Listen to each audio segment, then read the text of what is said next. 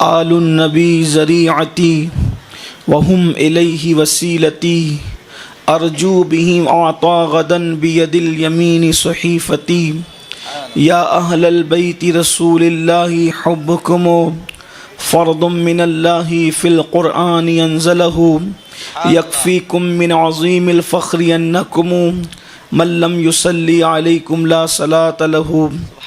وہ شہید کربلا، یا شہید کربلا، یا دافع کرب و بلا، گل رخا شہزادہ گلگوں قبا امداد کن۔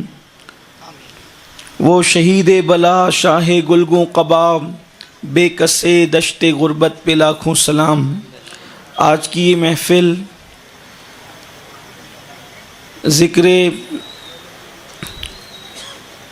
تاجدار کربلا اور بالخصوص باد کربلا کے حوالے سے انعقاد پذیر ہے۔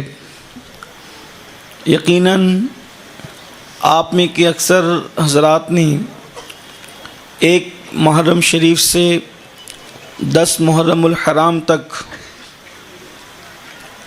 کربلا شریف کو سنا ہے اور بار بار سنا ہے۔ ظاہر سی بات ہے کوئی نئی بات تو ہم پیش نہیں کر سکتے، جو واقعات ہیں اسی سے متعلق کچھ معروضات پیش کرنے کی سعادت حاصل کی جائے گی۔ اس سے قبل کہ باد کربلا کی داستان کا آغاز کیا جائے، میں یہ چاہتا ہوں کہ ہم سب اپنے دلوں کے تار کربلا معلیٰ سے جوڑنے کے لیے کچھ اہل بیت اطہار کی بارگاہ میں خراج عقیدت پیش کرنے کی سعادت فضائل اور مناقب کی شکل میں حاصل کریں۔ حضور اکرم نور مجسم صلی اللہ علیہ وآلہ وصحبہ وبارک وسلم کی جو اہل بیت ہیں، پہلے ہمیں یہ سمجھنا چاہیے کہ ان کی شان کیا ہے، اہل بیت اطہار کی شان کیا ہے۔ امام اہل سنت نے 2 مصروں میں شان اہل بیت کو یوں بیان فرمایا، وہ کہتے ہیں کہ خون خیر الرسل سے ہے جن کا خمیر، خون خیر الرسل سے ہے جن کا خمیر، ان کی پاکیزہ طینت پہ لاکھوں سلام۔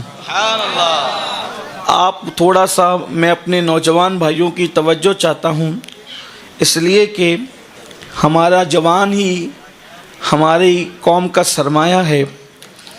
ان کے خیالات بگڑنے سے ہی امت زوال پذیر ہوگی، اور ان کے خیالات کی تطہیر ہونے سے ہی امت عروج اور ارتقاء کی منزل کی طرف بڑھے گی۔ اہل بیت کے متعلق جب ہم سوچتے ہیں وہ کس مقام پر فائز ہے، ذرا ان کا اندازہ کریں۔ امام لکھ رہے ہیں اور یہ حقیقت ہے، یہ صرف شاعری نہیں ہے بلکہ سچائی ہے۔ خون خیر الرسل سے ہیں جن کا خمیر، خمیر جو ہوتا ہے، خمیر جس سے کوئی چیز بنتی ہے اس کو خمیر کہتے ہیں۔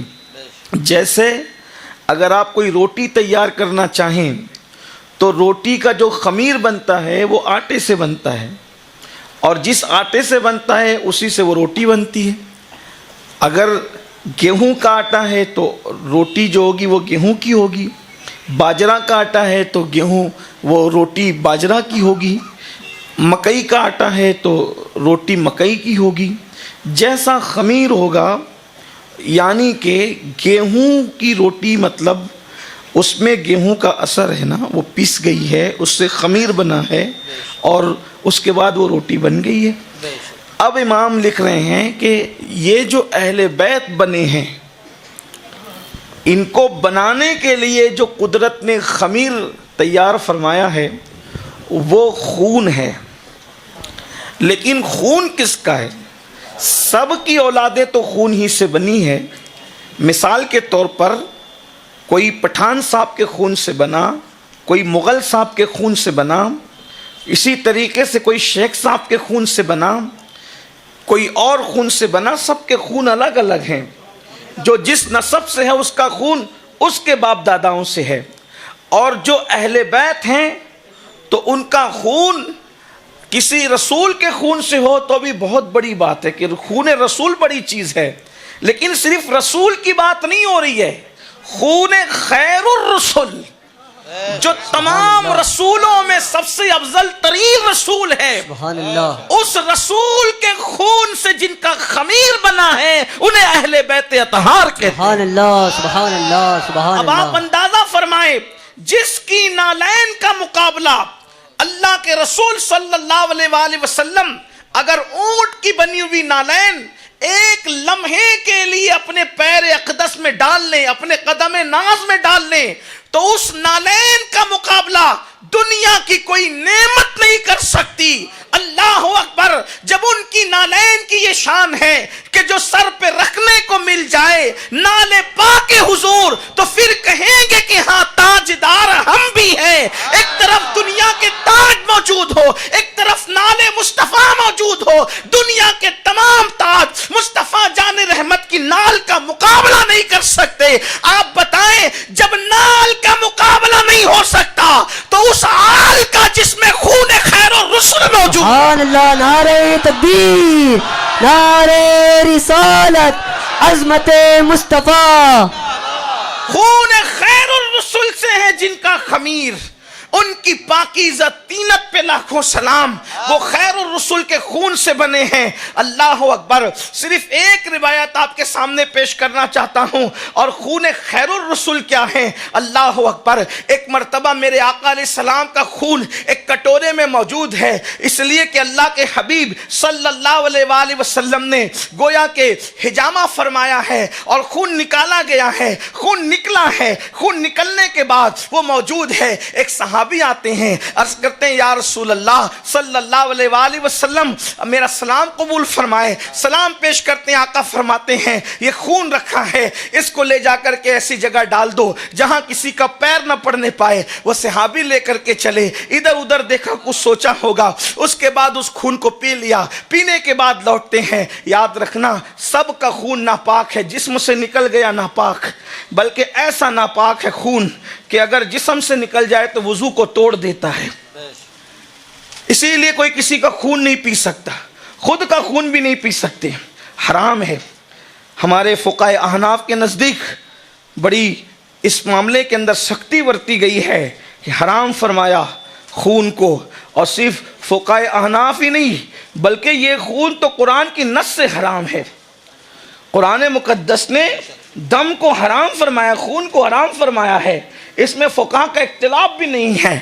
اس لیے کہ ناسک بھیونڈی جیسی سرزمین پہ گفتگو کرتے وقت تھوڑا سا اس کا خیال کرنا پڑتا ہے، کیونکہ یہاں حنفیوں کے ساتھ ساتھ شوافی حضرات بھی موجود ہیں، کہیں کوئی ایسی بات نہ ہو جائے جو ان کے دل پر لگے، اس لیے کہ ہمارے حنفی ہوں یا شافعی ہوں، اگر کوئی سنی صحیح العقیدہ ہیں تو ہم برابر ہیں، ان میں ہم میں کوئی فرق نہیں ہے، ہماری ان کی محبتیں ہیں، اس لیے فقہی مسئلے کو لے کر کے ہم ان پر کوئی تان نہیں کرتے، نہ کوئی تان کرنا چاہتے ہیں، اس لیے کہ امام شافعی تو ہمارے آقا ہیں، اس لیے کہ انہوں نے اہل بیت کی محبت کا جو درس دیا ہے وہ انہی کا حصہ ہے۔ امام شافعی تو یوں کہتے ہیں، آل النبی ذریعتی وہم الیہ وسیلتی ارجو بہم اعطا غدن بید الیمین صحیفتی۔ امام شافعی کہتے ہیں آل نبی ہی میرا ذریعہ ہے، اللہ تک پہنچنے کا میرا کوئی ذریعہ ہے تو آل رسول میرا ذریعہ ہے، اور میرا وسیلہ بھی اہل بیت مصطفیٰ ہے، اور فرماتے ہیں کہ قیامت کے دن میرا نام اعمال جو میرے سیدھے ہاتھ میں دیا جائے گا وہ اہل بیت کی محبت کے صدقے میں دیا جائے گا۔ اس کو جد الممتار میں امام اہل سنت نے نقل فرمایا، جو 4 مصرے میں نے آپ کے سامنے پڑھے، جو امام اہل سنت کی کتاب عربی زبان میں جد الممتار کے نام سے شائع ہو چکی، اس کے اندر امام نے امام شافعی رحمت اللہ علیہ کا حوالہ پیش فرمایا اور اس حوالے سے لکھا، کیونکہ مسائل میں فروعی مسائل میں کچھ اختلاف ہیں، لیکن عقیدے جو شافعی کے ہیں وہی حنفیوں کے ہیں، جو حنفیوں کے ہیں وہی شافعیوں کے ہیں، مالکیوں کے بھی وہی عقائد ہیں، حنبلیوں کے بھی وہی عقائد ہیں۔ تو بہرحال تو خون بہرحال سب کے نزدیک حرام ہے، کہیں کسی اور مسئلے میں اختلافات، حرام تو سب کے نزدیک، لیکن صحابی نے خون پیا جن کے سامنے قرآن نازل ہو رہا ہے، جنہوں نے قرآن کو نازل ہوتے دیکھا وہ میرے حضور کے صحابہ ہیں۔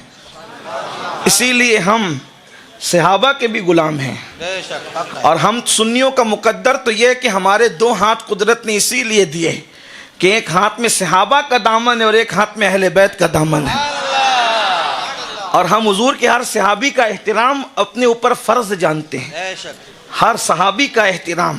اس لیے جب ان کا ذکر کرتے ہیں تو ہلکے سے نہیں کرتے، بڑے احترام سے کرتے ہیں۔ یہی اہل سنت کا دستور ہے، اللہ ہماری قوم کو اسی پر رکھے۔ صحابی نے خون پیا اور خون پینے کے بعد واپس آئے تو میرے آقا نے فرمایا کہ ڈال دیا، کہا یا رسول اللہ ایسی جگہ ڈالا ہے کہ قیامت تک کسی کا پیر نہیں پڑے گا۔ تو حضور نے مسکرا کر فرمایا کیا تو پی گیا؟ کیا تو پی گیا؟ انہوں نے کہا جی یا رسول اللہ۔ میرے آقا فرماتے ہیں تجھ پر جہنم کی آگ حرام ہو گئی۔ سبحان اللہ سبحان اللہ۔ جس کے پیٹ میں ایک کٹورا رسول اللہ کا خون چلا جائے اس پر جہنم کی آگ حرام ہو گئی، جس کا پورا وجود خون مصطفیٰ سے بنے۔ سبحان اللہ۔ اسی لیے فتاوی رضویہ میں امام اہل سنت نے لکھا عند اللہ جو سادات ہیں ان پر جہنم کی آگ حرام ہے۔ عند اللہ سادات کا مطلب آپ اپنے علماء سے، ہمارے علماء سے پوچھیں، عند اللہ جو سادات ہیں ان پر جہنم کی آگ حرام ہے، وہ جہنم میں نہیں جائیں گے، اس لیے کہ اللہ کے رسول علیہ السلام فرماتے ہیں فاطمہ نے اپنی طہارت کی ایسی حفاظت فرمائی کہ اللہ نے سیدہ فاطمہ کے تقوی کے صدقے میں قیامت تک ان کی نسل میں پیدا ہونے والی ہر اولاد پر جہنم کی آگ کو حرام فرما دیا۔ تو خون خیر الرسول سے ہے جن کا خمیر، ان کی پاکیزہ تینت پہ لاکھوں سلام۔ اور جب کوئی پودا لگتا ہے تو اس پودے کے اندر پانی دیا جاتا ہے تبھی پودا لگتا ہے، تو پانی کے ذریعے پودے پیدا ہوتے ہیں، لیکن اہل بیت وہ پودا ہے جس کے لیے پانی کنویں کا نہیں آیا، جس کے لیے پانی آب تطہیر کا ہے۔ کہتے ہیں آب تطہیر سے جس میں پودے جمے، آب تطہیر سے جس میں پودے جمے، اس ریاض نجابت پہ لاکھوں سلام۔ اسی لیے اہل بیت کی محبت ہم پہ فرض کر دی گئی۔ ابن مسعود رضی اللہ تعالیٰ عنہ فرماتے ہیں ایک دن اہل بیت کی محبت میں گزارنا 1 سال کی عبادت سے بہتر ہے، 1 سال کی مقبول عبادت سے بہتر ہے۔ اللہ اکبر۔ اللہ کے حبیب صلی اللہ علیہ وآلہ وسلم نے فرمایا حسن اور حسین کو میں اپنی امت میں بطور امانت دے کر کے جا رہا ہوں کہ تم میری امانت کے ساتھ کیا سلوک کرو گے۔ آقا نے یہ بھی فرمایا کہ میرے بعد میری اہل بیت کے بارے میں تمہیں آزمایا جائے گا، تمہاری آزمائش کی جائے گی کہ میرے بعد تم میری اہل بیت کے ساتھ کیا سلوک کرتے ہو۔ ایک آیہ کریمہ علامہ ابن حجر مکی رحمت اللہ علیہ اپنی کتاب میں نقل فرماتے ہیں، آیہ کریمہ یہ ہے وَقِفُوهُمْ انہم مسئولون، اور ان کو روک دیا جائے گا اور روک کر کے ان سے سوال کیا جائے گا۔ چونکہ قرآن کی ایک آیت کی کہیں کہیں تفسیر ہے، کہیں کہیں اقوال ہے۔ امام اہل سنت نے لکھا، امام عبد الوہاب شعرانی نے لکھا کہ قرآن کی ایک آیت کی ظاہری تفسیر 70 ہزار تک بیان کی گئی ہے، اور یہ ظاہری تفسیر ہے، اس پر بھی رکا نہیں معاملہ، بلکہ امام شعرانی تو یہاں تک فرماتے ہیں نزول قرآن بند ہو گیا ہے، لیکن مانیے نزول قرآن اب بھی بند نہیں ہوا، اب بھی مصطفیٰ جان رحمت کے غلاموں کے دل پر قرآن کا معنی ہر روز نیا نازل ہو رہا ہے۔ ارے جب غالب اور اقبال کے اشعار کے لوگ اتنے معنی بیان کرتے ہیں، جب مخلوق کے کلام میں اتنے معنی نکل سکتے ہیں تو خالق کے کلام کی معنویت کا اندازہ کون کر سکتا ہے؟ سبحان اللہ۔ بے شمار معنی ہے اس کے۔ وَقِفُوهُمْ إِنَّهُمْ مَسْئُولُونَ، ان کو روکو، انہیں روکا جائے گا، روک کر کے پوچھا جائے گا۔ ابن حجر فرماتے اس کا ایک مطلب یہ بھی ہے کہ جب نماز، روزہ، حج، زکوٰۃ، صدقات سارے اعمال کا جواب دے دو گے پھر بھی جنت میں نہیں ڈالا جائے گا، روکا جائے گا، روکو ان کو۔ کیا پوچھا جائے گا؟ اب ایک سوال بچا ہے، اسی سوال کے بعد جنت میں جانا ہے۔ آپ کی نمازیں مکمل ہے، آپ کے روزے مکمل ہے، آپ حاجی بھی ہیں، آپ کی داڑیاں کی تراش خراش بھی خوبصورت، آپ کے لباس بھی اچھے اچھے، آپ کی ٹوپیوں کا انداز بھی بڑا حسین و جمیل، سب کر کے گئے ہیں، لیکن روکا جائے گا۔ اب رکو، ایک سوال ہوگا، کیا؟ علی اور اولاد علی کی محبت کے بارے میں پوچھو ان سے، اہل بیت سے کتنی محبت کرتے تھے؟ اہل بیت سے محبت کا ان کا مزاج کیا تھا؟ اگر محبت کا مزاج ہوگا، اب وہاں کامیابی ہوگی تو جنت ٹھکانہ ہوگا، اور اگر نہیں ہوگی، محبت نہیں ہوگی، دل چھوٹے ہوتے ہوں گے اہل بیت کی محبت کے نام پہ، دل چھوٹے ہوتے ہوں گے اہل بیت کی محبت کے نام پہ، روک دیا جائے گا، ٹھکانہ نہیں ہوگا، کیونکہ اللہ کے رسول صلی اللہ علیہ وآلہ وسلم فرماتے ہیں میری اہل بیت کے لیے کسی کے دل میں بغض ہو، وہ کعبہ اور مقام ابراہیم کے بیچ میں اگر حالت سجدہ میں مر جائے پھر بھی اس کا ٹھکانہ جہنم ہی ہوگا، وہاں بھی مرے۔ اہل بیت سے محبت کے بغیر چارہ نہیں۔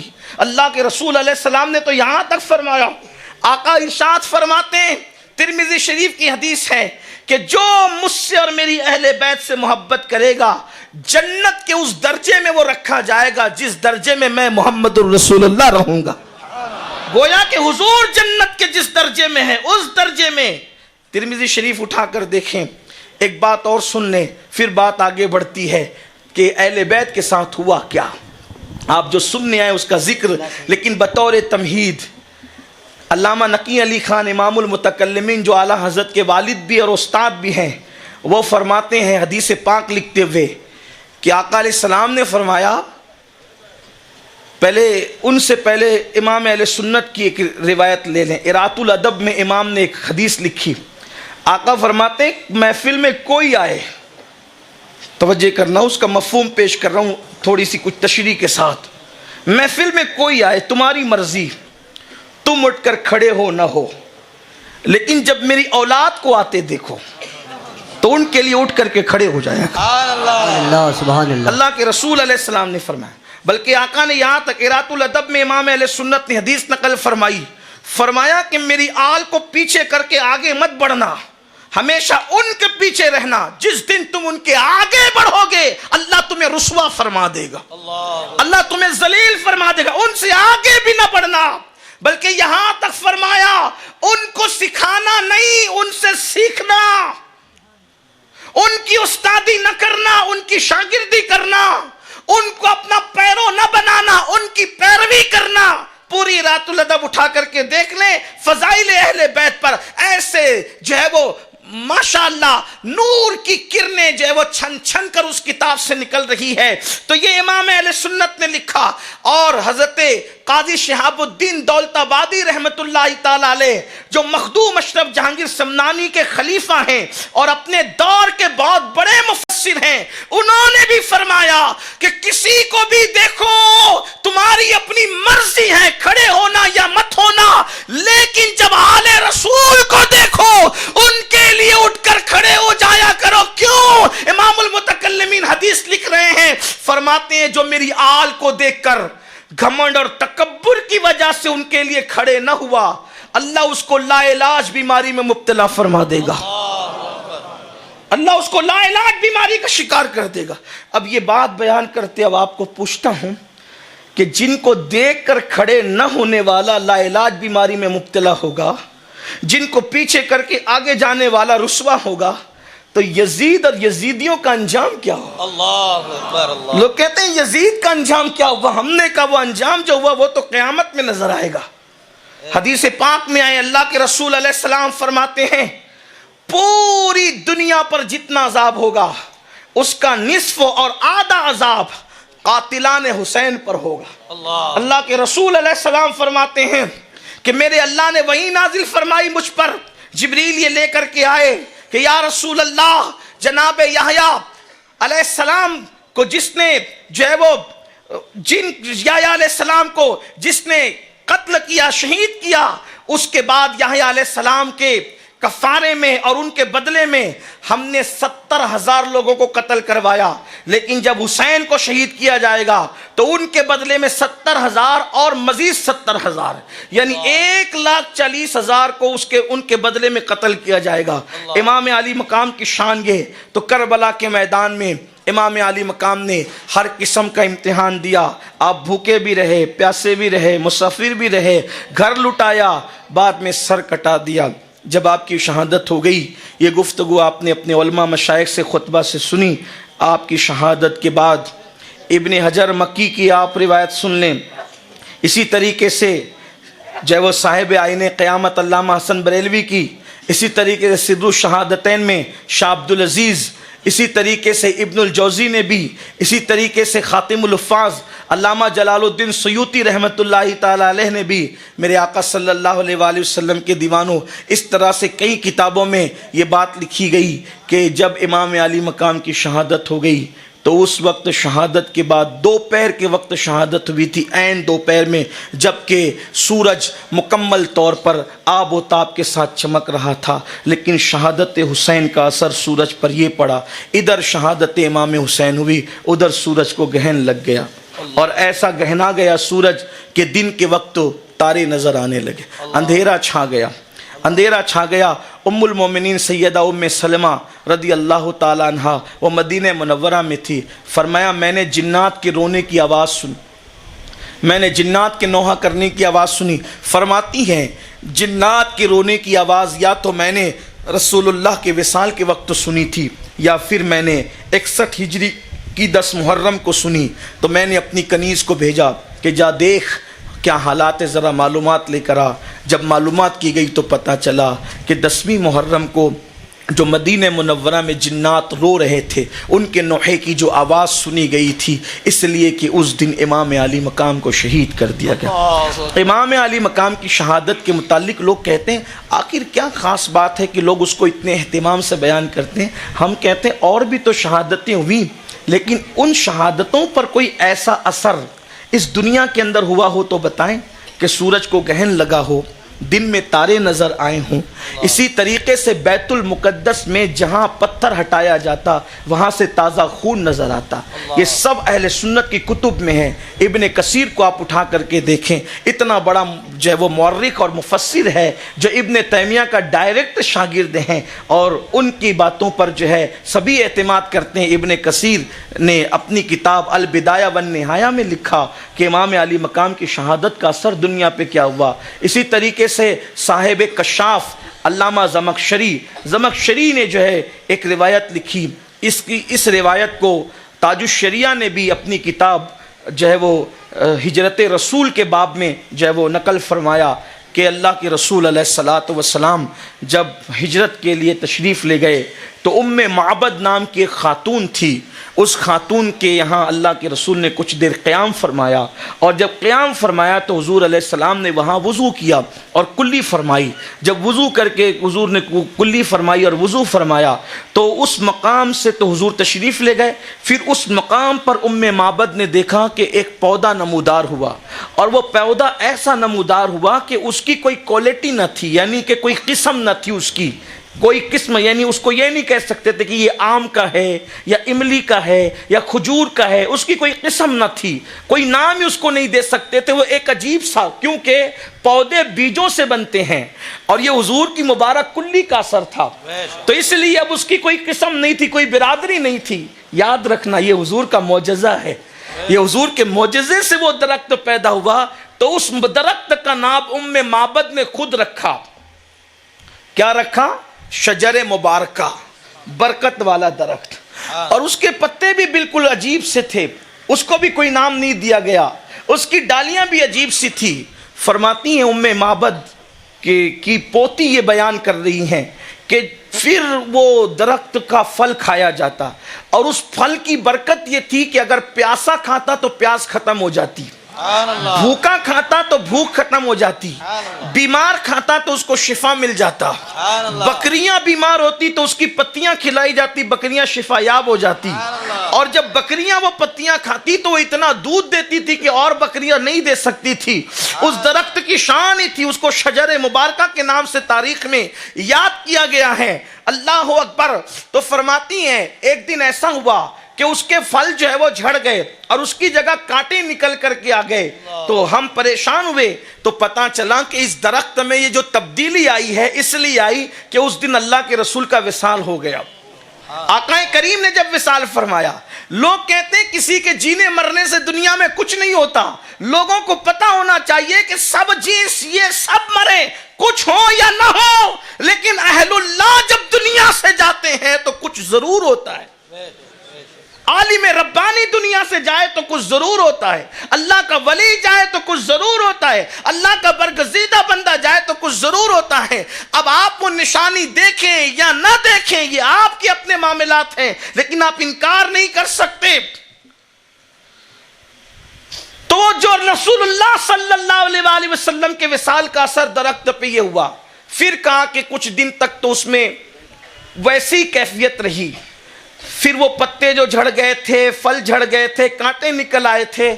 چند دنوں کے بعد پھر وہ کیفیت ختم ہو گئی اور اس کے اندر سے جو وہ پھر پتے نکل آئے نئے اور پھر جو وہ پھل بھی آنا شروع ہوئے. پھر ہم اس سے استفادہ کرتے رہے، فائدہ اٹھاتے رہے. 30 سال کے بعد حضور کے وصال کے کم و بیش 30 سال کے بعد پھر وہی کیفیت ہوئی. وہ پتے جھڑ گئے، پھل نکل گئے، کانٹے آ گئے. اب ہم نے تحقیق کیا کہ کیا حادثہ ہوا تو پتہ چلا کہ اللہ کے رسول علیہ السلام کے وصال کے بعد اب 30 سال کے بعد یہ جو بات ہوئی حادثہ، تو مولائے کائنات کی شہادت ہو گئی. علی پاک کی شہادت پر پھر اس درخت کا یہ حال ہوا. پھر اب نہ پتے آئے نہ پھل آئے. البتہ اس سے کچھ استفادہ کیا جاتا جس طرح بھی کر سکتے تھے. بس پھر جب محرم کی 10 تاریخ 61 ہجری آئی تو اس درخت سے اچانک خون نکلنے لگا، خون جاری ہو گیا، خون شروع ہو گیا. اس سے جب معلوم کیا گیا تو پتہ چلا کہ یہ درخت سے خون جو نکلا اس کی وجہ یہ ہے کہ امام علی مقام کی شہادت ہو گئی. امام علی مقام کی شہادت پر 7 دن تک یا 10 دن تک آسمان سے خون کی برسات ہوئی. راوی بیان کرتے ہیں کہ جن کپڑوں پہ وہ خون لگا وہ کپڑے پھٹ گئے، لیکن اس سے خون کا اثر ختم نہیں ہوا. عورتیں جیسے آج کل کے دور میں کریم وغیرہ استعمال کرتی ہیں چہروں کے لیے، جلد کے لیے، اس دور میں عورتیں اور مرد اپنے چہروں پر غازۂ حسن ملا کرتے تھے. روایت میں آیا کہ 10ویں محرم کو 61 ہجری میں جس نے غازۂ حسن ملا اس کا چہرہ جل کر کالا ہو گیا. یہ سارے اثرات ہوئے، یہ سارے حالات ہوئے. اور کربلا میں کیا ہوا؟ اب کربلا میں جو ہوا وہ اس کو سماعت کریں. اللہ اکبر. امام علی مقام کا لباس اقدس اتار لیا گیا، سارے شہیدوں کی لاشیں اکٹھا کی گئی. کسی نے انگوٹھی، کسی نے امامہ، کسی نے عبا شریف لی، اور اس کے بعد گھوڑوں کی ٹاپوں سے امام علی مقام کے جسد مبارکہ کو کچل دیا گیا. گھوڑے دوڑائے امام علی مقام اور ان کے ساتھی، ان کے جو آوان و انصار، ان کی اہل بیت، ان کے اوپر گھوڑے دوڑائے. اسی پر بس نہیں کیا، استاد زمن حضرت مولانا حسن بریلوی اور ہمارے جتنے علماء اہل سنت نے کتب لکھی وہ لکھتے ہیں خیموں کو آگ لگا دی گئی. صرف خیموں میں آگ نہیں لگائی، بیویوں کے دوپٹے چھین لیے، جن کے دوپٹوں کو چاند و سورج نہ دیکھ سکے، جن کے حجرے میں کبھی جبریل امین اجازت کے بغیر نہ جائیں، ان کے گھر میں بے اجازت جبرائیل آتے نہیں. قدر والے جانتے ہیں قدر شان اہل بیت، ان کے دوپٹے چھینے گئے، علی اصغر کا جھولا لوٹ لیا گیا. ایک مورخ لکھتے ہیں کہ سیدہ سکینہ، جن کو عوام میں ہم سکینہ کہتے ہیں، سکینہ کی بالیاں چھینی گئی اور اتارنا بھی گوارا نہیں کیا ان ظالموں نے، بلکہ ایسے کھینچا کہ سکینہ کا کان کٹ گیا. زندگی کی آخری سانس تک اس شہزادی کے کان کٹے رہے. جب خون کی پھواریں نکلی تو سکینہ نے سوچا کہ عرب والے ہوں یا عجم والے ہوں، لیکن مسلمان تو یتیموں کا احترام کرتے ہیں، کیونکہ رسول اللہ کی حدیث ہے، اللہ کے رسول کا فرمان ہے کہ جب یتیم روتا ہے تو عرش الہی کانپ جاتا ہے۔ سخت سے سخت دل انسان بھی یتیموں کے اوپر ظلم نہیں کرتا، یتیموں کے ساتھ ظلم نہیں کرتا۔ سکینہ نے سوچا کہ یہ مجھے پہچانتے نہیں ہے، اس لیے اگر میں اپنا تعارف کراؤں گی تو یہ مجھ پہ رحم کریں گے۔ تو جس نے بالی کھینچی تھی اور کان کاٹ دیا تھا، سکینہ نے کہا مجھ پہ ظلم نہ کر، میں حسین کی یتیم ہوں، حسین کی یتیم بیٹی ہوں، مجھ پہ رحم کر، ایک تو یتیم ہوں، دوسرا حسین کی یتیم ہوں۔ یہ سوچ کر اس شہزادی نے کہا ہوگا کہ مجھ پہ رحم کرے گا، لیکن جب مولا حسین کا نام سنا تو اس وقت تک تو صرف بالی چھینی تھی، لیکن جب حسین پاک کا نام سنا تو چہرے پہ تماچے مارنے شروع کیے اس شہزادی کے۔ لیکن یہ سب ظلم اہل بیت نے صرف اللہ کے دین کے لیے سہا، اللہ کے دین کی حفاظت کے لیے برداشت کیا۔ اللہ اکبر، کس طریقے سے وہ دن گزرا، اللہ اللہ، ننھے شہزادوں کو بھی نہ چھوڑا، ان کو بھی کچل کر کے رکھا، گھوڑوں کی ٹانپوں سے کچل کر کے رکھا۔ ان شہزادیوں نے ذرا اندازہ کریں، مائیں اور بہنیں بھی موجود ہیں، ان سے پوچھتا ہوں اگر عورتیں چوہا مرا ہوا دیکھ لیتی ہے تو دن بھر ان کو کھانا اچھا نہیں لگتا، محلے میں ایکسیڈنٹ سے ایک جوان مر جائے تو پورا محلہ غموں میں ڈوب جاتا ہے۔ جب نبی کی شہزادیوں نے اپنے سہاگ پر، اپنے شوہر پر، اپنے بیٹوں پر، اپنے بھائیوں پر، اپنے چچا زادوں پر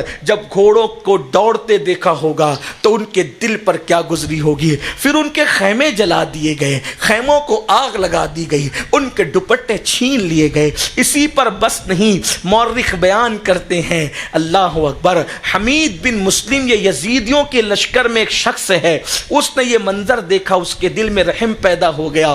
حمید بن مسلم کہتا ہے کہ میں نے دیکھا ایک خاتون ہے جس کا چہرہ چاند کی طرح چمکتا تھا، اس سے میں نے سوال کیا بی بی یہ جو خیمے جلے ہیں، اس جلتے ہوئے خیمے پر تو کبھی آگ پہ چل کے اندر جاتی ہے، کبھی باہر آتی ہے، کبھی اندر جاتی ہے، کبھی باہر آتی ہے، بی بی تو کون ہے؟ کیا تجھے اپنی جان سے محبت نہیں؟ کیا تجھے اپنے آپ سے محبت نہیں؟ تو اس بی بی نے کہا میری جان تو اندر پڑی ہوئی ہے۔ کہا مطلب کیا؟ کہا میرا بھائی حسین شہید ہو گیا، لیکن اس کا ایک بیمار بیٹا ہے اور وہ خیمے کے اندر ہے اور خیموں کو آگ لگی ہوئی ہے، آگ خیموں کو لگی ہوئی ہے، میرا شہزادہ اندر ہے، اگر وہ جل کر مر گیا تو میرے بھیا حسین کی نسل کس سے چلے گی؟ کیسے حسینی سیدوں کا سلسلہ آگے بڑھے گا؟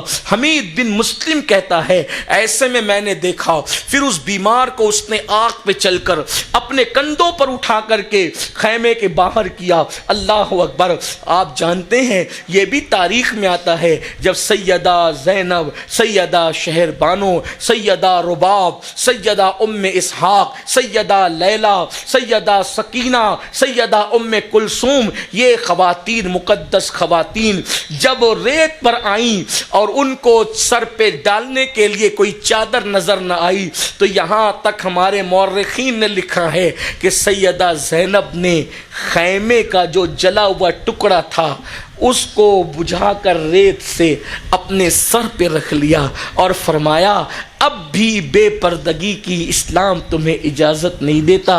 اے نبی کے گھر کی بیٹیوں، اے نبی کے گھر کی بہوؤں، اب بھی اپنے سر کو چھپا سکتی ہو تو چھپاؤ۔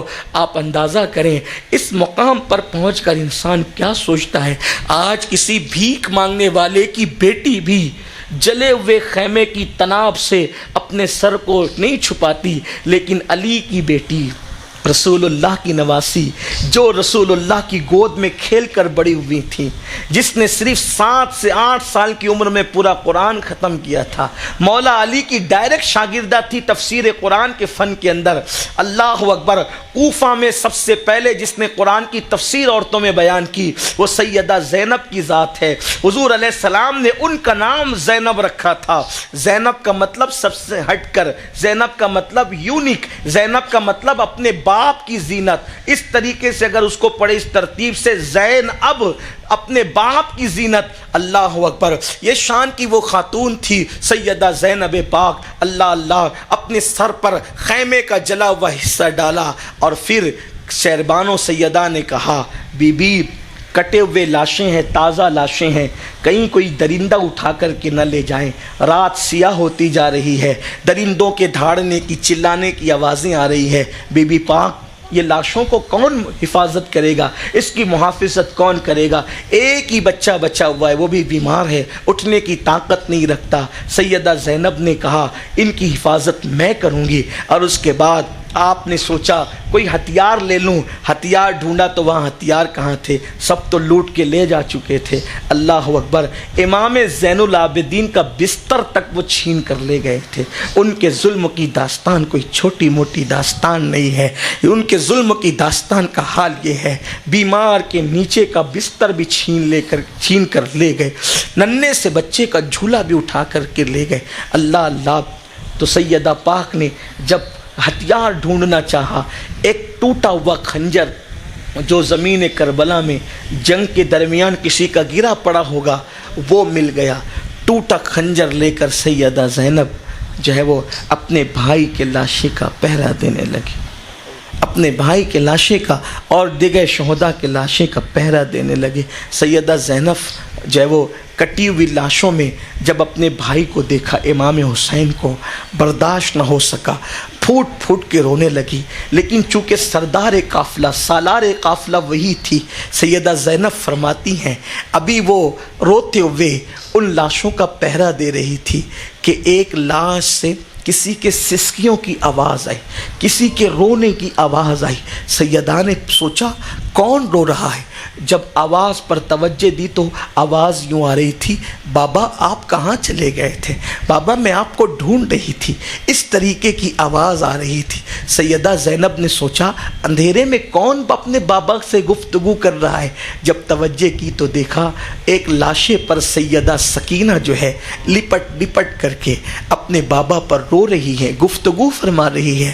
سیدہ زینب سے برداشت نہ ہوا، شہزادی سکینہ کو اٹھایا، اپنے سینے سے لگایا اور فرمایا بیٹی اس اندھیرے میں، تاریکی میں تمہیں کیسے پتہ چل گیا کہ یہ تمہارے بابا کا لاشا ہے؟ تو کہتی ہے پھوپھی امی جب میں نے کٹی ہوئی لاشوں کے پاس آ کر آواز لگائی بابا کہاں ہو، تمہارے سینے کے بغیر مجھے نیند نہیں آتی بابا، میں کہاں سوؤں؟ تو اسی کٹے ہوئے لاشے سے آواز آئی تھی میری سکینہ میں یہاں موجود ہوں۔ اللہ اکبر، میرے آقا علیہ السلام کے دیوانوں، اب یہ رات کیسے گزر رہی ہے یا کیسے گزری، لکھنے والوں کے ہاتھ کانپ گئے ہوں گے، بولے تو زبان کیسے بولے۔ وہ قیامت تھی جسے شام غریبہ کہا گیا، لیکن ایک واقعہ جو بڑا عبرت آموز ہے، تھوڑا اس کو بیان کرتے ہوئے آگے چلیں۔ اللہ اکبر، وہ رات کا ماحول ہے، بچے کبھی بے ہوش ہوتے ہیں، کبھی انہیں ہوش میں لایا جاتا ہے۔ کل تک جن کے خیمے گجگجا رہے تھے جوانوں سے بھرے ہوئے تھے، سوچو تو صحیح جوان بچے کس کو اچھے نہیں لگتے؟ کالے بچے ہوں تو اچھے لگتے ہیں، نکتے چپٹے ہوں تو اچھے لگتے ہیں، لیکن اللہ اللہ زینب کے خیمے میں کیسے شہزادے تھے۔ علی اکبر ہے تو ہم شبیہ پیمبر ہے، قاسم ہے تو ہم شبیہ حسن ہے، وہ کیسے نور والے چہرے تھے۔ اللہ اکبر، آپ اندازہ تو کریں، ایسوں کے خیمے خالی ہو گئے، خیمے ہی خالی نہیں ہوئے بلکہ خیمے ختم ہو گئے۔ اب وہ شہزادیاں ریت پر بیٹھی ہے کھلے آسمان کے نیچے، ان کے غموں کا حال کیا ہوگا؟ اور خواتین بیٹھی ہیں اور پیرے دیے جا رہے ہیں۔ ایسے میں چونکہ حر، آپ سنا ہوگا آپ نے علماء سے خطبہ سے، جناب حر عین جنگ کے موقع پر یزیدی لشکر کو چھوڑ کر ادھر آ گئے تھے، امام علی مقام کی طرف آ گئے تھے اور شہید ہو گئے تھے۔ تو حر کی بیوی بھی اس لشکر میں موجود تھی۔ حر کی بیوی رات کے وقت جو ہے، رات کے وقت عمر سعد اور شمر کے پاس پہنچی اور عمر بن سعد سے اور شمر سے کہا کہ عمر بن سعد تو ان کو قیدی بنا رہا ہے نا، آل محمد کو، آل رسول کو، رسول اللہ کی شہزادیوں کو، ان کی بہوؤں کو تو قیدی بنا کر کے ابن زیاد کے پاس لے جائے گا، اس سے انعام حاصل کرے گا، لیکن چھوٹے چھوٹے بچے بھی تو وہاں موجود ہیں نا، اگر وہ مر گئے تو انعام کس کے ذریعے حاصل کرے گا؟ ان کو صحیح سلامت لے جائے گا تو تجھے انعام ملے گا، اگر یہ مر گئے تو کہاں سے انعام حاصل کرے گا؟ تو یہ 3 دن کے بھوکے ہیں، پیاسے ہیں، اور اب چوتھی صبح طلوع ہونے والی ہے، تھوڑا سا پانی دے دے، ٹھنڈا پانی ताकि वो पानी मैं उनको पिला आऊँ।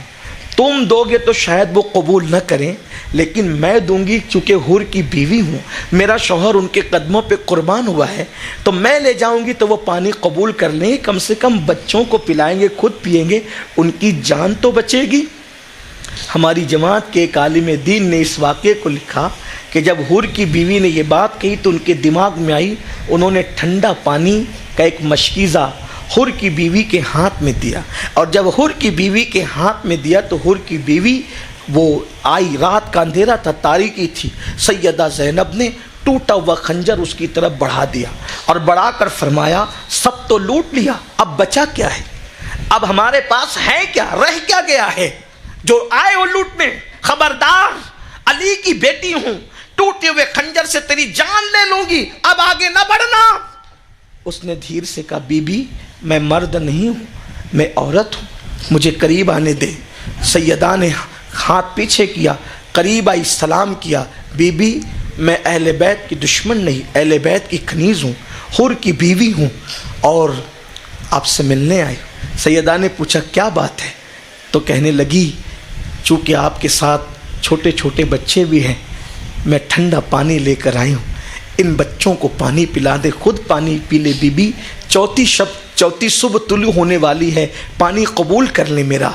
सैयदा ज़ैनब ने ठंडे पानी का नाम सुना, फूट फूट कर रोने लगी, फरमाया हुर की बीवी, जब मेरा अली असगर नन्ना सा 6 महीने का सैयद जब प्यास की वजह से तड़प रहा था तो उस वक़्त तो ये पानी क्यों न लाई, हम शबी ये पैगंबर मेरा अली अकबर पानी कहते दुनिया से चला गया, उस वक्त तो ये पानी तू क्यों न लाई, मेरा कासिम शहीद हुआ प्यासा, उस वक्त तो ये पानी तू क्यों न लाई, अब तू पानी लाई, ले जाइए तेरा पानी हमें मंजूर नहीं। अल्लाह अकबर।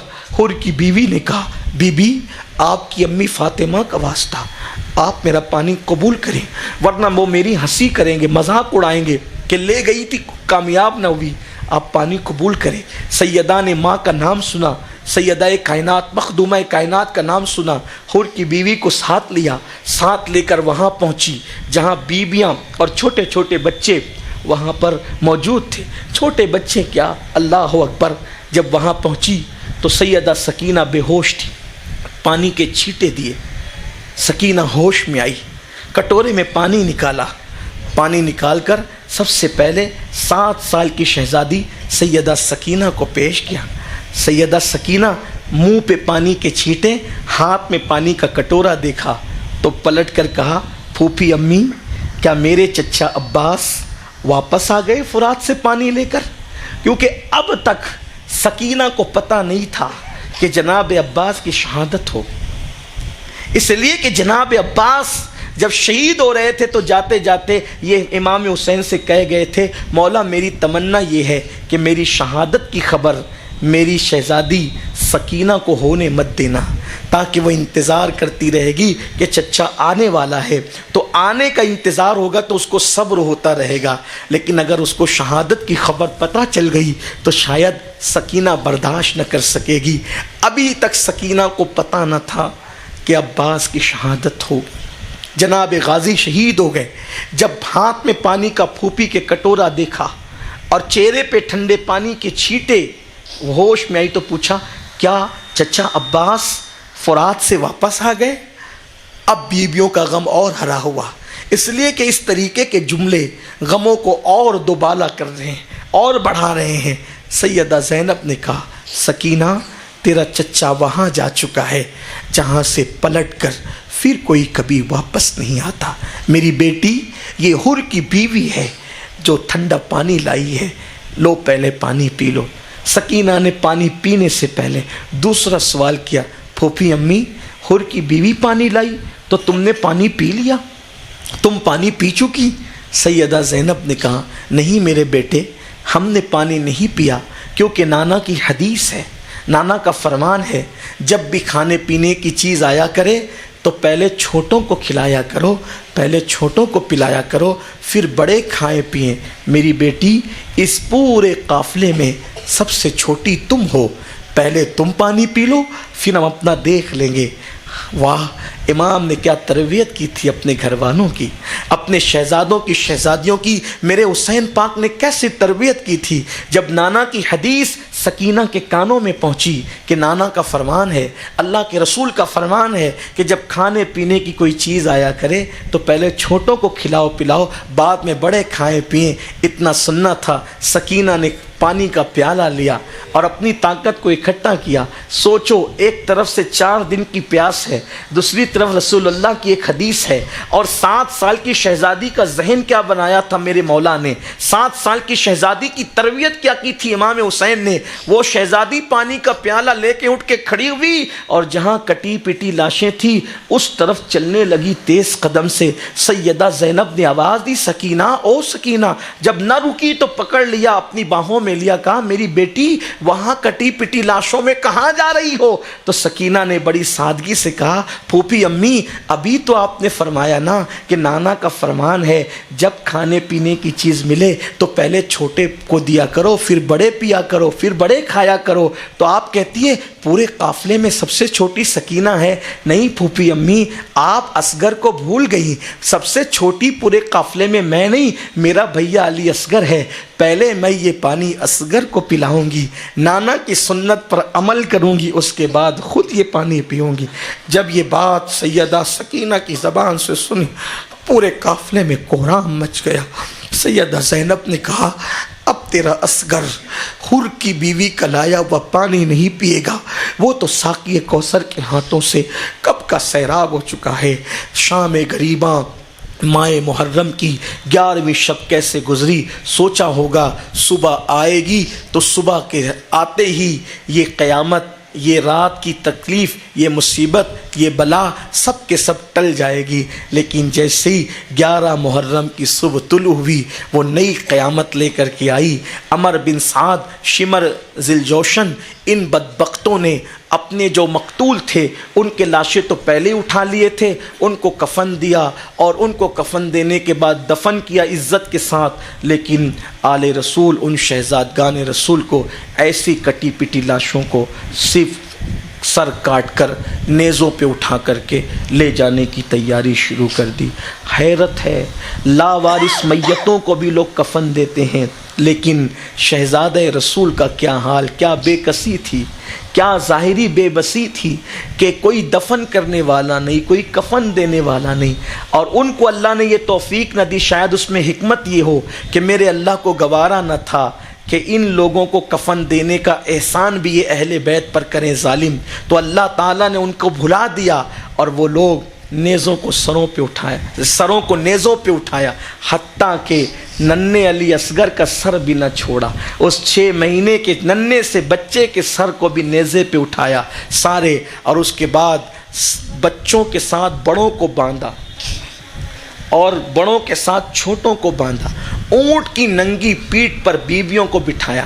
امام زین العابدین کئی دن کے بیمار، ہاتھوں میں ہتکڑیاں ڈالی، پیروں میں بیڑیاں ڈالی، گلے میں توق ڈالا، اور ان سواریوں کی نکیل امام زین العابدین کے ہاتھ میں دے دی۔ امام زین العابدین فرماتے ہیں، میں اٹھتا تھا اور گرتا تھا، اٹھتا تھا اور گرتا تھا، میرے اندر طاقت نہ تھی، لیکن جب اٹھ کر گرتا تھا تو اوپر سے ایک چابک پڑتا تھا۔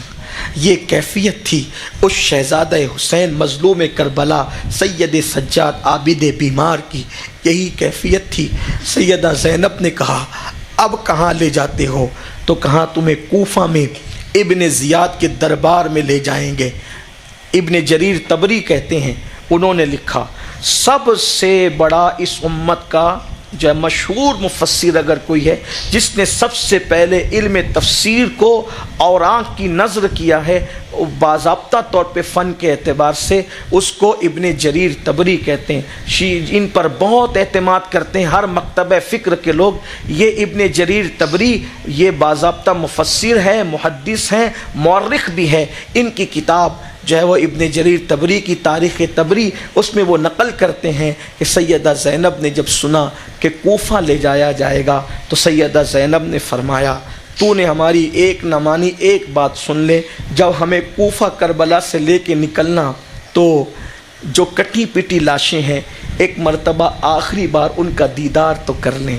جب سیدہ زینب ان کٹی پٹی لاشوں کے پاس آئی تو دن کے اجالے میں ان کٹی لاشوں کو دیکھ نہ سکی اور مدینے کی طرف رک کے کہا، واہ محمدا، واہ محمدا، واہ محمدا، یا رسول اللہ، یا رسول اللہ، یا رسول اللہ، اللہ آپ پر درود نازل فرمائے۔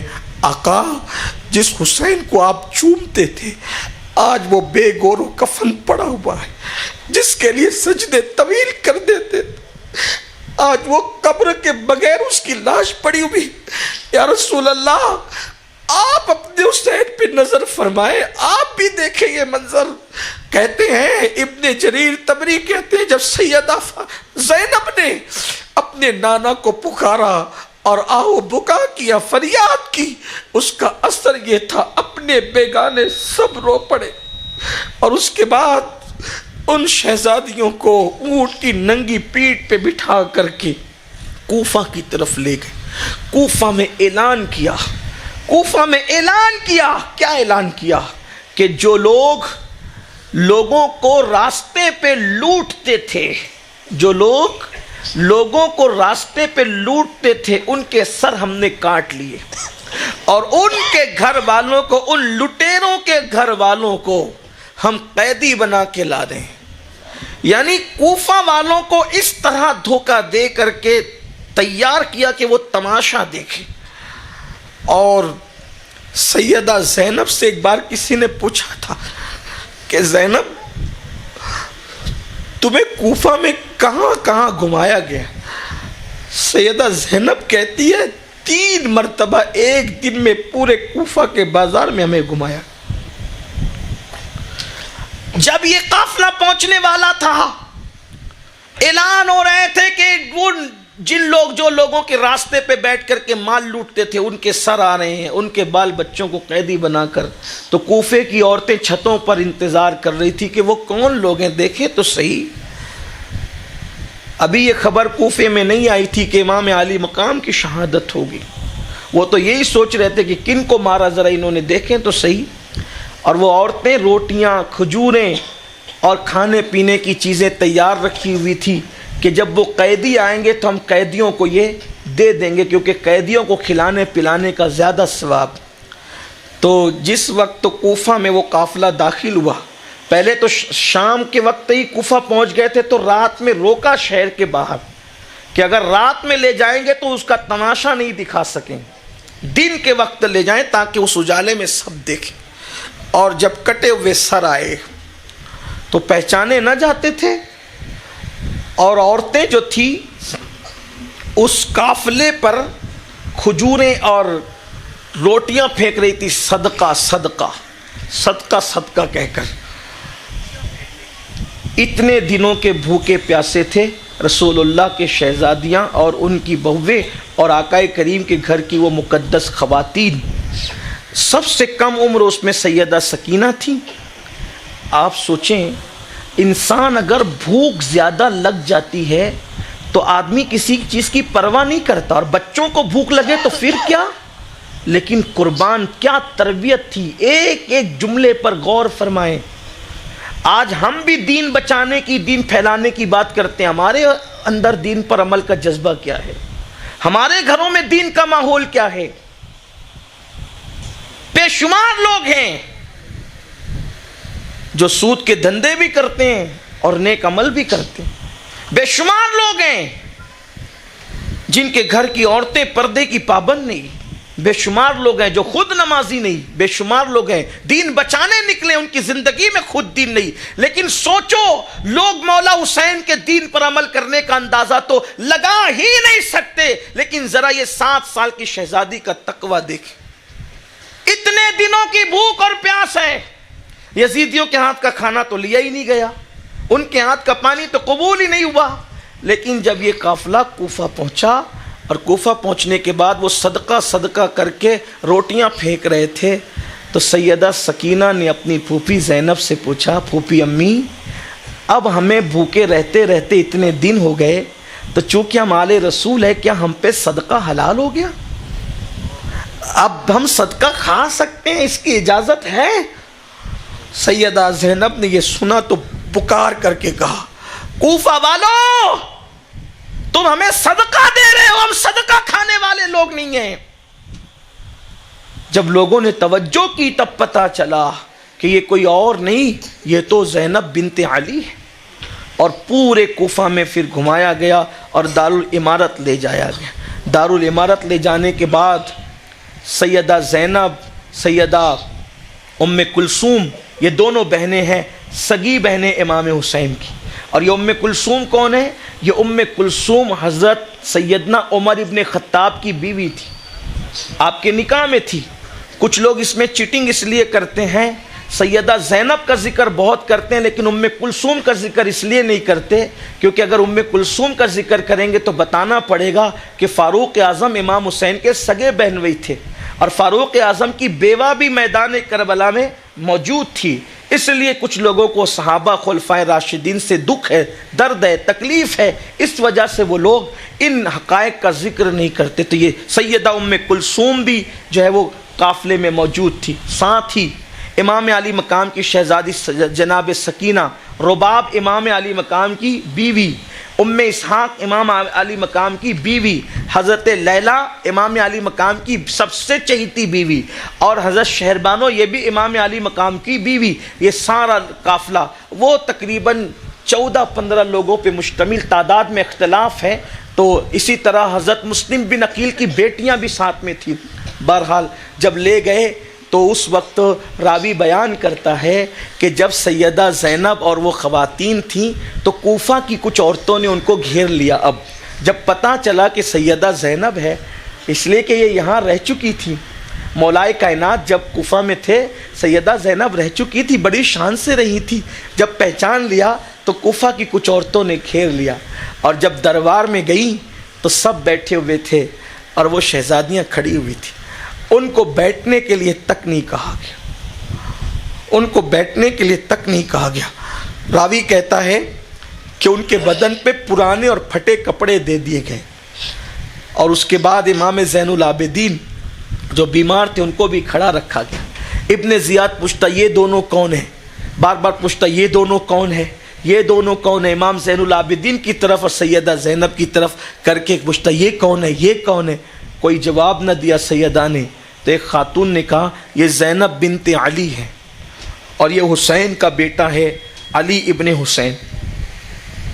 تو اس نے کہا کہ میں نے تو سنا کہ علی قتل ہو گیا، کیا اس کو اللہ نے قتل نہیں کیا؟ تو امام زین العابدین نے فرمایا جو شہید ہوا، لوگوں نے جس کو شہید کیا وہ بھی میرا بھائی تھا، اس کا نام بھی علی تھا، وہ بھی علی نام کا تھا، میرا نام بھی علی ہے۔ تو کہا تجھے اللہ نے قتل نہیں کیا؟ کہا لوگوں کو موت تو اللہ ہی دیتا ہے لیکن قتل لوگوں نے کیا، ظلم کیا۔ آپ نے گفتگو کی اور پھر اس نے بدبخت نے کہا کہ دیکھا تیرے بھائی، سیدہ زینب سے مخاطب ہو کر تیرے بھائی کے ساتھ اللہ نے کیا سلوک کیا؟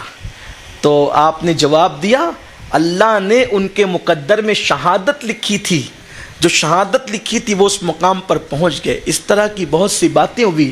امام علی مقام کا حضرت زید بن ارقم راوی ہیں، امام علی مقام کا کٹا ہوا سر ایک تشت میں رکھا ہوا ہے۔ زید بن ارقم کہتے ہیں کہ ہاتھ میں ابن زیاد نے چھڑی لی اور چھڑی لے کر کے امام علی مقام کے لبوں پر اور دانتوں پر ہلکے ہلکے انداز سے اس طریقے سے مارتا اور کہتا کہ میں نے تجھ جیسا خوبصورت کسی کو نہیں دیکھا، زید بن ارقم سے دیکھا نہ گیا۔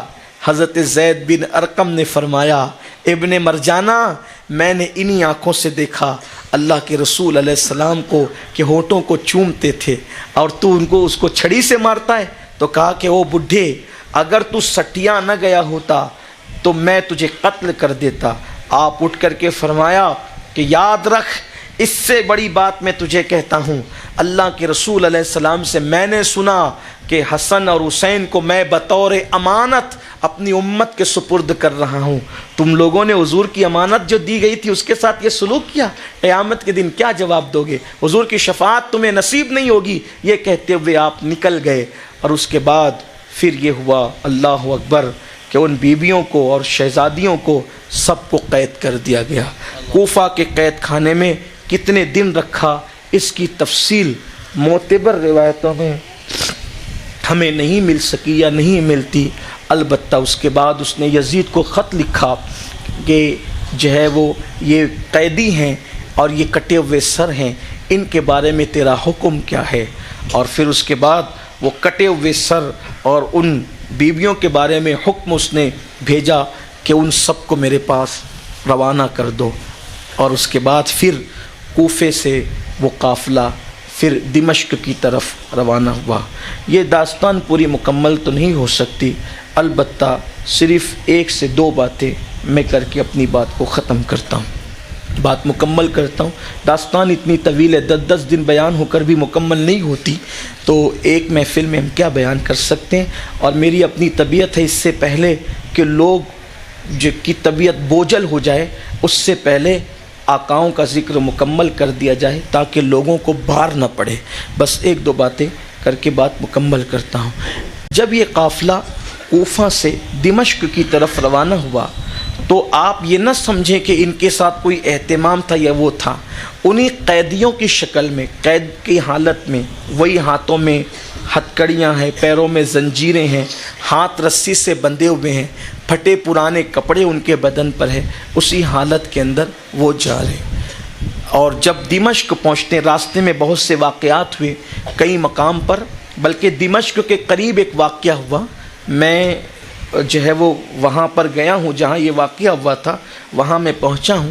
جب ملک شام میں پہنچا تو مجھے بتایا گیا کہ امام علی مقام کا سر ایک راہب نے ایک پتھر پہ رکھا تھا، تو وہ پتھر بھی اب تک موجود ہے اور وہ گرجا بھی اب تک موجود ہے، لیکن وہ گرجا اب نہیں ہے بلکہ اب وہ گرجا کو مسجد میں تبدیل کر دیا گیا، وہ مسجد بن چکا ہے۔ تو پھر ہم وہاں گئے تھے اپنے قافلے کے ساتھ، تو وہاں دمشق کے راستے میں ایک واقعہ رونما ہوا کہ جب یہ لوگ وہاں پہنچے تو ایک جگہ قیام کیا، تو وہ راہب جو کبھی اپنے گرجا کے باہر نہیں نکلتا تھا تو وہ نکلا باہر۔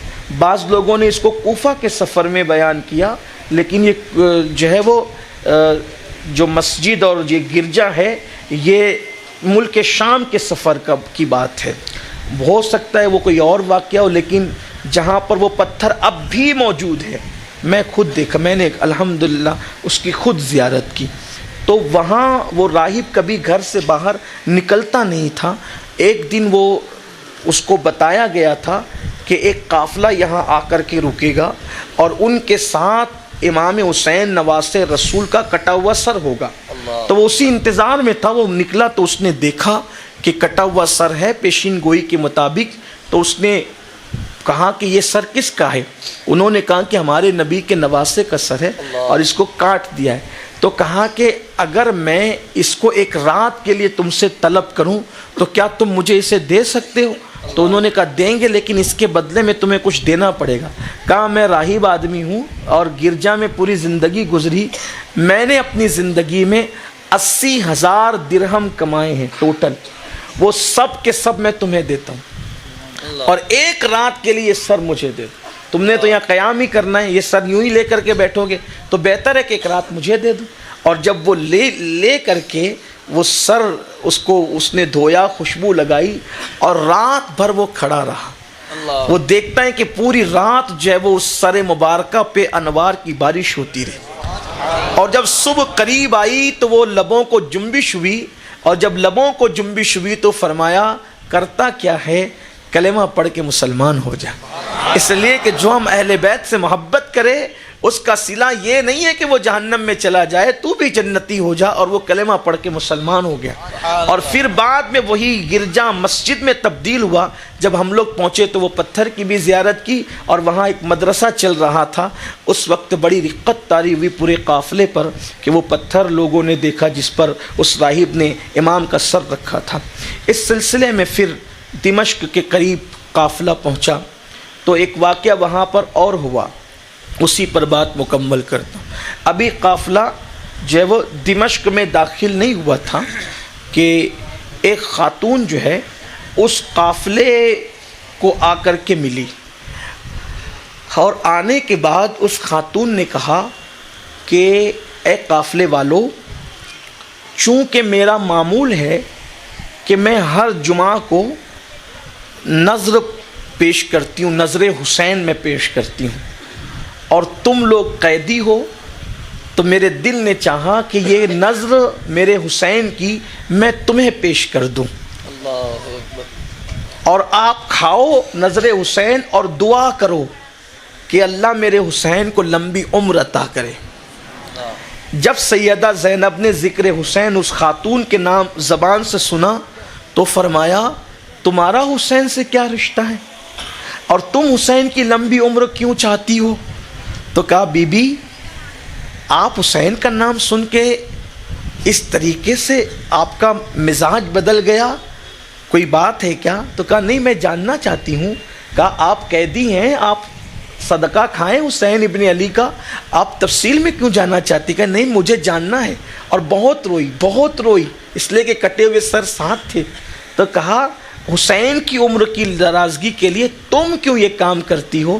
تو اس خاتون نے کہا بی بی بات یہ ہے کہ میں مدینے میں پیدا ہوئی، مدینہ منورہ میں پیدا ہوئی، اور میرے باپ صحابی تھے، اور بعد میں ہم لوگ ملک شام آ گئے، لیکن جب مدینے میں پیدا ہوئی تو اس وقت میں اتنی بیمار ہوئی کہ طبیبوں نے کہا یہ بچی اب بچے گی نہیں، یہ مر جائے۔ جب طبیبوں نے جواب دے دیا، میرے امام کہتے ہیں سب طبیبوں نے دے دیا ہے جواب، آہ عیسیٰ اگر دوا نہ کرے۔ تو جب طبیبوں نے جواب دے دیا تو میرے بابا مجھے اٹھا کر مصطفیٰ جان رحمت کی بارگاہ میں لے گئے اور کہا یا رسول اللہ اس کی جان ختم ہوتی ہے، طبیبوں نے جواب دے دیا کہ یہ بچی مر جائے گی، اب یہ زندہ نہیں رہے گی، آقا کرم فرما دیں، یا رسول اللہ کرم فرما دیں میری بچی کی جان بچ جائے۔ بس اتنا سننا تھا، یہ گفتگو ہو رہی تھی، ایسے میں ایک چاند سا شہزادہ حضور کے حجرے سے نکل کے آیا اور حضور کے سینے کی طرف اس نے چوکڑی لگائی۔ میرے آقا نے اس کو گود میں لیا، اور جب میرے بابا نے دیکھا کہ وہ چاند سا شہزادہ وہ چوکڑی بھرتے ہوئے سینے پر آ گیا تو جان گئے کہ گھر کا شہزادہ ہے۔ اس کی یا رسول اللہ میری بچی پر نظر فرما دیں، ورنہ میرے گھر کا ایک چراغ ہے وہ بھی گل ہو جائے گا۔ ایسے میں وہ شہزادہ اس طرف متوجہ ہوا کہ جہاں پر میں پڑی ہوئی تھی، اور اس نے اپنا ہاتھ میرے جسم سے مس کیا، اور اسی کے بعد اللہ نے مجھے شفا عطا کی۔ وہ شہزادہ کوئی اور نہ تھا، وہ حسین ابن علی تھے۔ تو میرے بابا نے مجھ سے کہا بیٹی جب ان کی وجہ سے اللہ نے تجھے نئی زندگی دی ہے تو جب تک تو زندہ رہنا حسین کی طرف سے صدقہ پیش کرتے رہنا اور دعا کرواتے رہنا، جن کو تو وہ صدقہ کھلائے، غریبوں کو، مسکینوں کو، کہ وہ دعا کرے کہ اللہ خیر سے حسین کو لمبی عمر عطا فرمائے۔ کیوں؟ حل جزاء الاحسان الا الاحسان، احسان کا بدلہ کیا ہے مگر احسان۔ تو انہوں نے، ان کی وجہ سے میری عمر بچی، تو اللہ تعالیٰ کی بارگاہ میں ہر جمعہ کو جو ہے وہ اللہ کے لیے صدقہ کرتی ہوں تاکہ لوگ دعا کرے کہ میرے حسین کی عمر دراز ہو جائے۔ اتنا سننا تھا کہ سیدہ زینب پھوٹ پھوٹ کے رو پڑی اور فرمایا اب یہ تیرا حسین جس کی تو لمبی عمر کے لیے نظر کرتی ہے اس کا کٹا ہوا سر ہمارے سامنے ہے۔ اور یہ کہا، اس نے چیخ ماری اور کہا کہ یہ کیا ہوا اور کیسے ہوا۔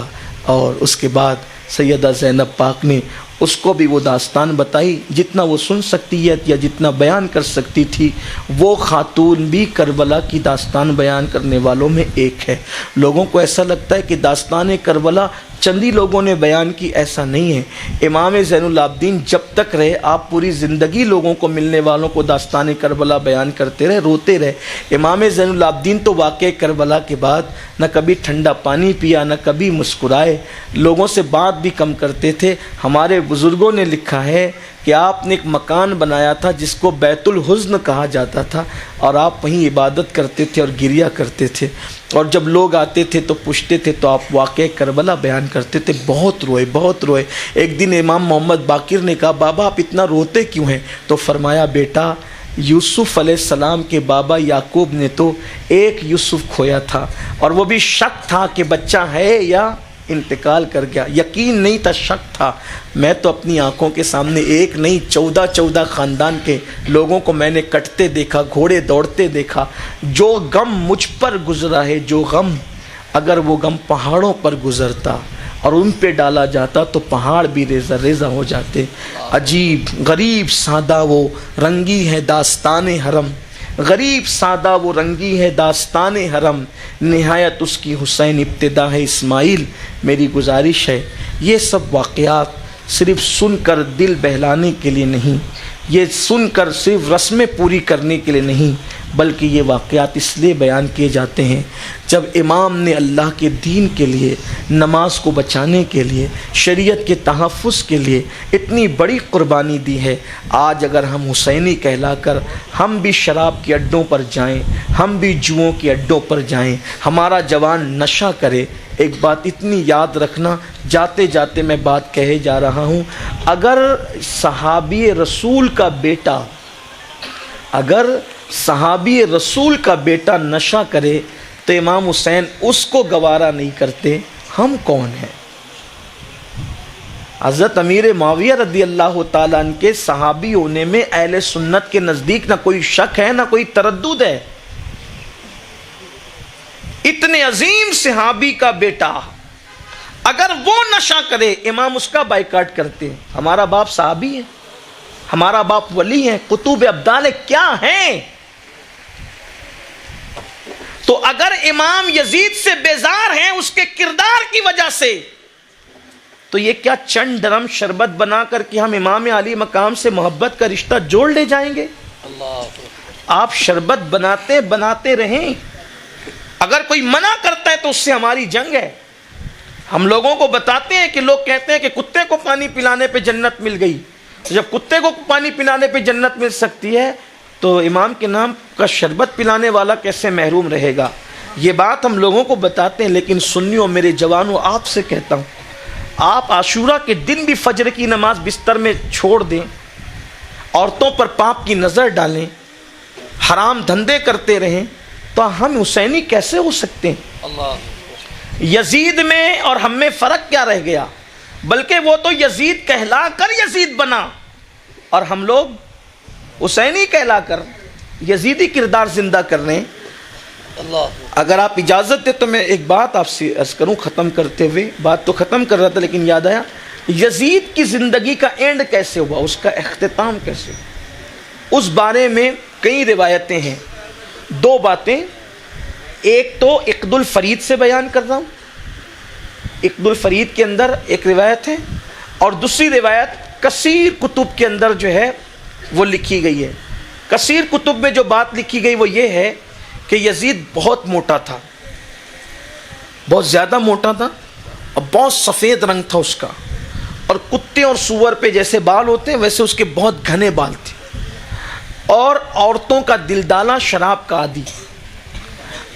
اس کے سرہانے گانا گانے والی کنیزیں ہوتی تھی, وہ بندر نچاتا تھا. عورتوں پر تو وہ پاپ کی نظر ڈالتا ہی تھا.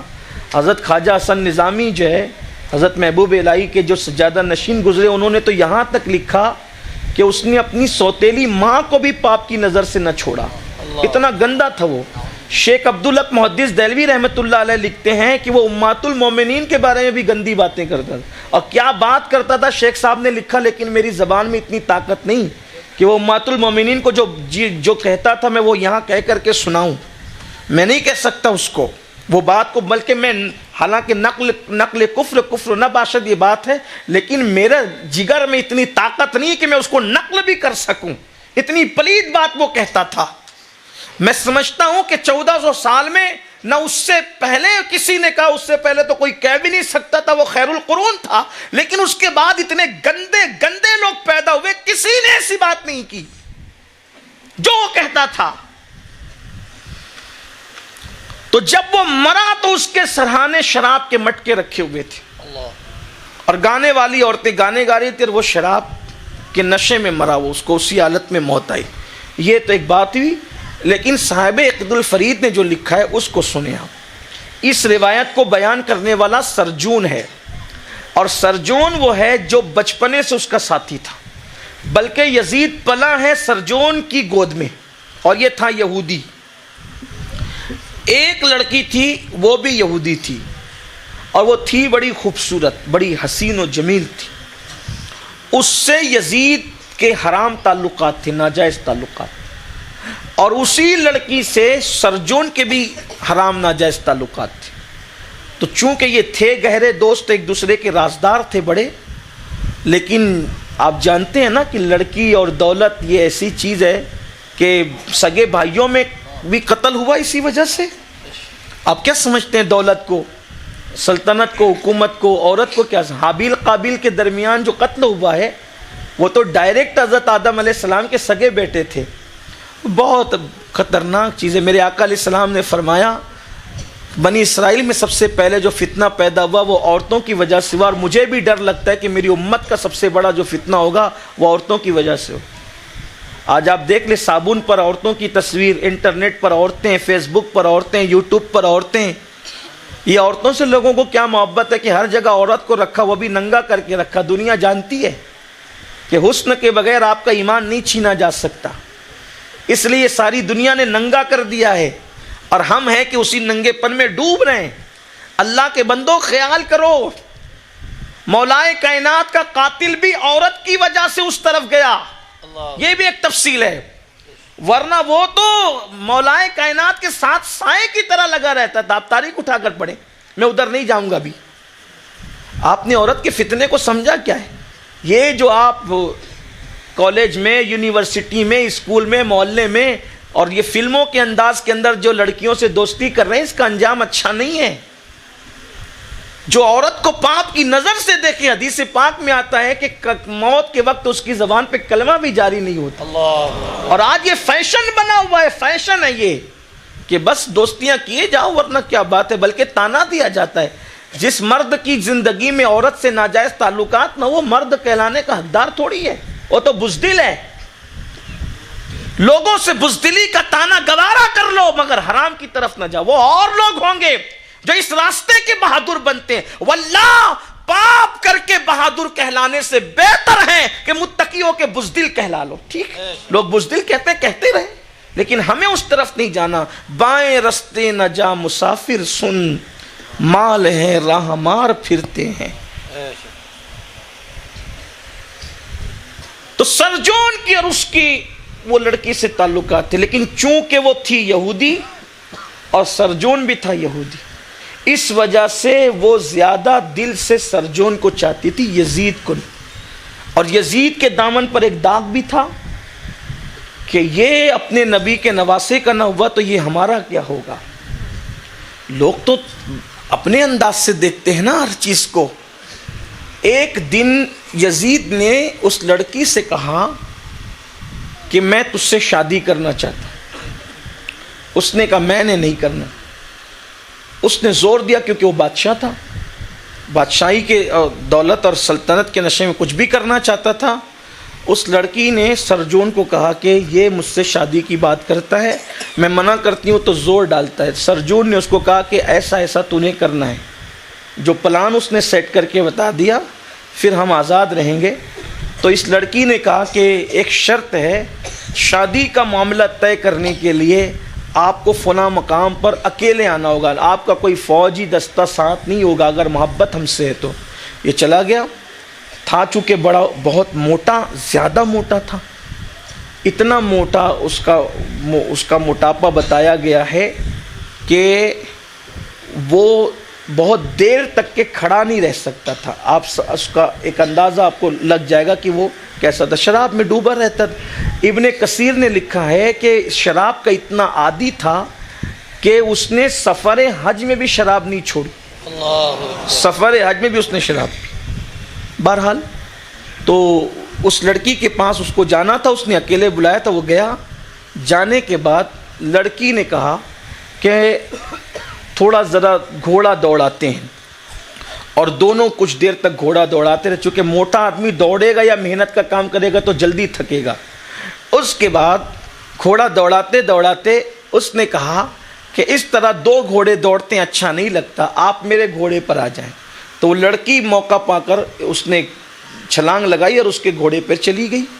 اور جب اس کے گھوڑے پر گئی تو اس نے بہت تیزی سے گھوڑا دوڑانا شروع کیا اور بہت دوڑایا. وہ روکتا رہا, رکو رکو رکو, لیکن وہ دوڑاتی رہی. اب جب گھوڑا دوڑتا ہے تو اچھلتا ہے نا, انسان کا جسم پورا اچھلتا ہے گھوڑے پہ جب آدمی بیٹھے گا تو, اور موٹے آدمی تو ہنسے گا بھی تو اس کا جسم اچھلتا ہے. تو گھوڑے کے دوڑنے پر کیا ہوا ہوگا, تو اس کو پیاس کی شدت بڑھی, اور جب پیاس کی بہت شدت بڑھی اس کی اور اس کی کیفیت جو ہے وہ عجیب ہو گئی, تو اس وقت اس نے گھوڑا روکا, اور جب یہ گھوڑے سے اترا تو سیدھا گرا. گرنے کے بعد اس نے پیر رکھا اس کے سینے پر اور فرمایا جو آل نبی کے ساتھ وفا نہ کرے وہ مجھ سے شادی کر کے میرے ساتھ کیا وفا کرے گا. اور یہی کہہ کر کے پیاس کی حالت میں, جب وہ پیاس کی وجہ سے پانی مانگ رہا تھا, اس کی شہرک کو کاٹ دیا اور وہ غائب ہو گئی. اس کے بعد پھر کبھی اس کا پتہ نہ چلا. اس کی لاشیں ڈھونڈتے رہے ڈھونڈنے والے. سرجون کے قول کے مطابق, پھر کہتا ہوں تاریخی روایت ہے, تاریخی روایت کا اعتبار جو ہے وہ مورخین جانتے ہیں کہ ہر مورخ اپنے ذوق کے مطابق واقعہ بیان کرتا ہے. اس کی لاش ڈھونڈنے والے ڈھونڈتے رہے لیکن کئی دن تک نہ پا سکے. جب اس کی لاش تک پہنچے تو اس کی لاش سے بدبو شروع ہو چکی تھی اور اس کے جسم میں کیڑے پڑ چکے تھے. اس کیفیت میں جو ہے وہ پایا گیا. یہ اس کا انجام ہوا. دوسری روایت میں نے بیان کر دی جو آپ نے سنا, اور یہ ایک روایت, یعنی کہ یزید کی موت کا سبب ایک لڑکی کا عشق بنا, ایک لڑکی کی محبت بنی, اور وہ بھی یہودی لڑکی کی محبت اس کے دنیا سے جانے کا سبب بنا. اللہ والو, اللہ کے بندو, حسینی کہلانے والو, امام حسین کی یہاں تقویٰ ہے, خشیت ہے, پرہیزگاری ہے, اللہ کا خوف ہے. اس طرف آؤ تاکہ سچے حسینی بن سکو. اللہ تعالی ہم سب کو کربلا کو سمجھنے, اس پر عمل کرنے, اسے عام کرنے کی توفیق عطا فرمائے. گفتگو کے درمیان اگر کوئی غلطی ہو گئی ہو, اللہ کی بارگاہ میں توبہ کرتا ہوں. استغفر اللہ ربی من کل ذنب واتوب الیہ وما علینا الا البلاغ. السلام علیکم ورحمۃ اللہ وبرکاتہ.